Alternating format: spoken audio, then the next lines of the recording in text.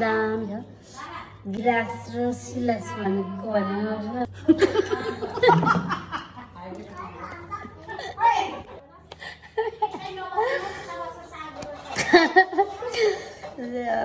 video बनाउन आँटेको साथीहरू ब्याकग्राउन्ड पछाडिको साउन्ड सुन्दै हाँस्छ साथीहरू गिल्लो चटपटे खान लागेको त्यसमाथि अमला चट्ट लाएर अनि म धेरै दुध लाग्छ अन्त त्यति लाउनु हुन्छ